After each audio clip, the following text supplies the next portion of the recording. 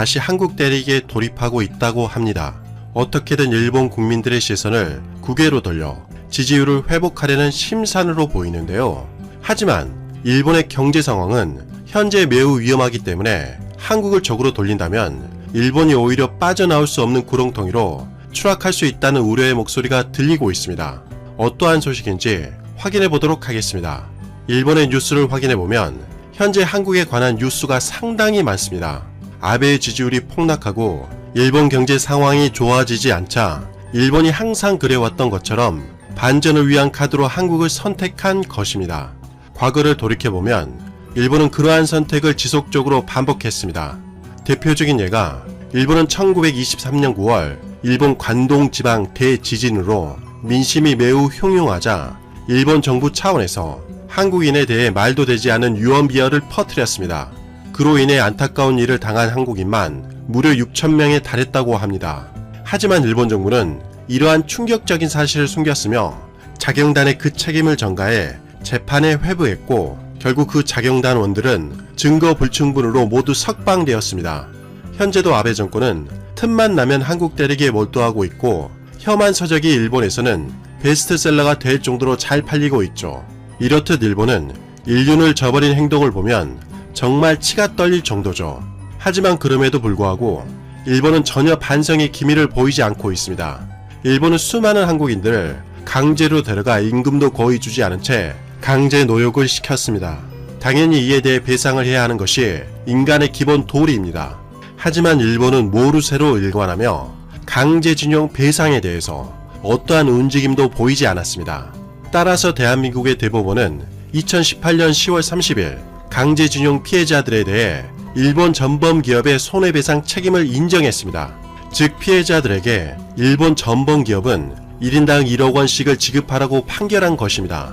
그러나 강제징용에 비하면 너무나도 적은 액수임에도 불구하고 일본은 반발하고 나섰습니다. 그러면 일본은 중국에게도 한국처럼 행동했을까요? 전혀 그렇지 않았습니다. 여기서 일본의 저열한 이중적인 태도를 볼 수가 있는데요. 지난 2009년 10월 가해자인 댐과 터널 등 대형 토목공사를 주로 시행하는 나시마츠 건설은 중국 강제징용 피해자 360명에게 명백하고 직접적인 사죄 기자회견을 열었습니다. 그리고 총 2억 5천만 엔의 배상금도 지급했습니다. 지난 2010년 4월에도 나시마츠 건설은 중국인 피해자 183명에게 사죄를 하며 배상금 1억 2,800만 엔을 지급했습니다. 일본의 미쓰비시 머터리얼 역시 중국 강제징용 피해자들에게 사죄를 하고 배상금을 주기로 중국과 합의하기도 했습니다. 그 대상자만 무려 3,000명에 달할 정도로 많습니다. 그러나 일본은 한국에 대해서는 전혀 다른 행동을 보일 뿐만 아니라 적반하장의 태도를 취하고 있습니다. 일본이 사죄하고 반성해도 모자를 판에 오히려 한국이 첨단 산업을 막겠다며 포토레지스트, 플루오린 폴리이미드, 불화수소 등에 대해 수출 규제를 감행한 것이죠. 물론 한국은 겨우 3개월 만에 첨단 소재를 국산화하는 놀라운 기술력을 보여주었습니다. 즉 한국은 지금까지 첨단 소재를 개발할 수 없었던 것이 아니라 다른 분야에 집중하기 위해서 개발하지 않고 있었다라고 보는 것이 정확해 보입니다.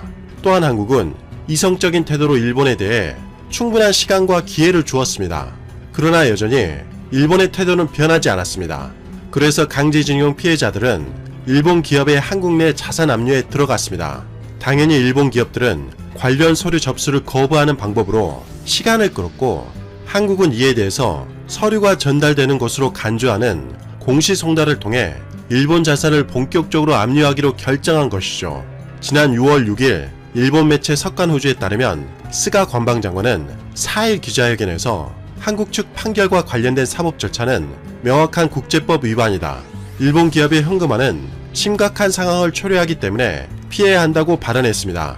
그러면서 한국 측이 일본 기업의 자산을 현금화한다면 일본 정부도 대항 조치를 발동할 수밖에 없다라고 경고하기도 했습니다. 정말 황당한 것은 일본은 국제법을 운운할 자격이 없다는 것입니다. 왜냐하면 일본은 제2차 세계대전 전범국으로서 수많은 국제법을 어겼기 때문입니다.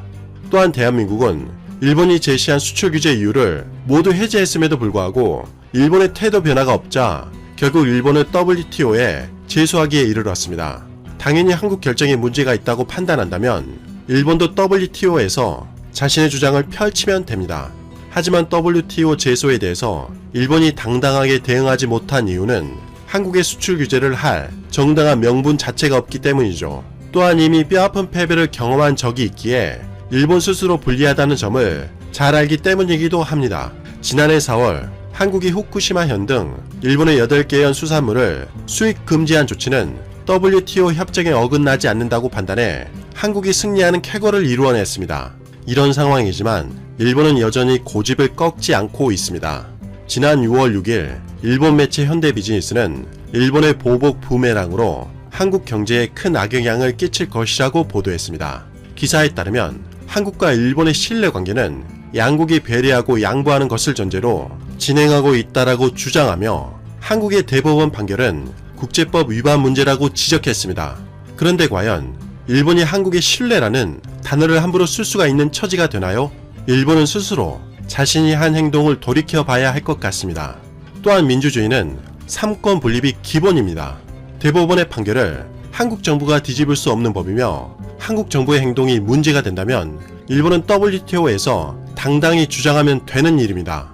왜 한국이 WTO에 제소하자 발끈하는 것인가요? 정말 이해할 수 없는 부분이 한두 가지가 아니네요.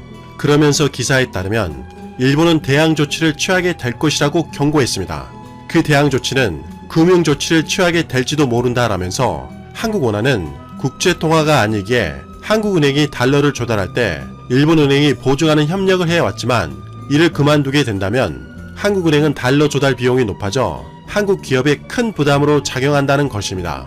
역시 예상했던 조치 중 하나입니다. 일각에 따르면 대한민국이 IMF를 맞았을 당시에 일본이 제일 먼저 자금을 회수하는 것이 한국 금융위기에 시초가 되었다는 주장이 설득력을 얻고 있습니다. 이런데 무슨 일본이 한국의 신뢰를 논한단 말인가요? 기사에 따르면 일본은 그 카드를 다시 꺼내 들겠다는 의미이겠지만 대한민국은 과거 IMF 때와는 차원이 다르게 강력하게 변했습니다. IMF 당시 한국의 외환 보유액은 39억 달러에 불과했으나 2020년에는 무려 100배가 증가한 4,073억 달러로 전 세계 9위에 해당하는 수치입니다. 한국보다 낮은 외환 보유액을 보유한 국가들을 확인해보면 독일의 외환 보유액은 12위로 2,450억 달러, 프랑스는 13위로 2,378억 달러, 이탈리아는 16위로 1,902억 달러, 영국은 17위로 1,783억 달러, 스페인은 30위로 740억 달러에 불과합니다. 한국에 비하면 유럽 국가들의 외환 보유액이 훨씬 낮다는 것을 확인할 수가 있습니다. 더군다나 이것이 끝이 아닙니다. 또한 대한민국은 대외 안전판을 마련하기 위해서 여러 국가와 1932억 달러가 넘는 통화스와프를 맺고 있습니다.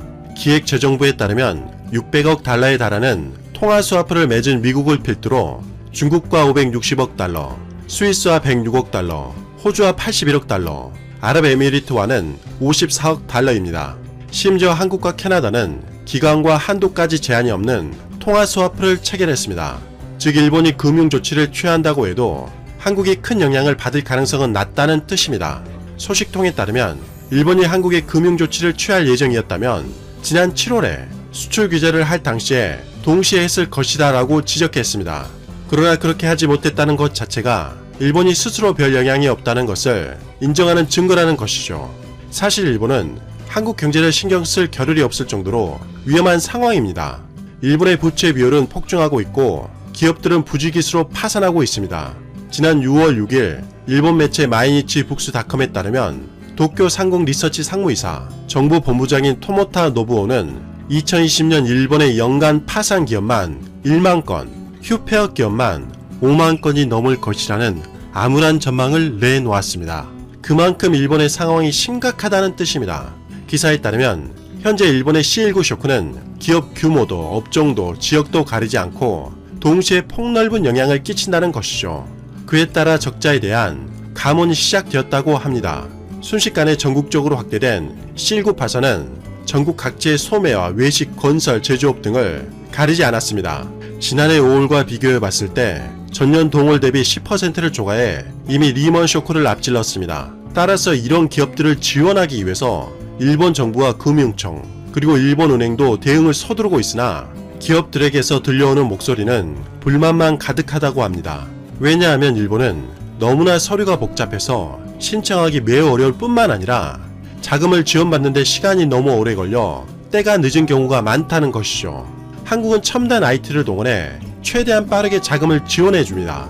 이런 것을 보면 일본을 왜 IT 후진국이라 부르는지 알 것 같습니다. 이에 따라 일본은 2020년에만 파산 건수가 7년 만에 1만 건을 넘을 것으로 전망하고 있습니다. 그러나 기사에 따르면 이건 역시 빙산의 일각에 불과할 가능성이 높다고 합니다. 왜냐하면 현재 정부나 금융청의 대책으로 기업의 파산이 일시적으로 억제되고 있으며 현재 C19 때문에 파산 절차 업무가 축소되어 있기에 잠시 드러나지 않는다는 것이죠. 또한 일본은 현재 고령 경영자들이 후계자들이 없어서 C19 쇼크를 기회로 파산 통계에 포함되지 않은 폐업을 선택할 가능성이 높다고 합니다.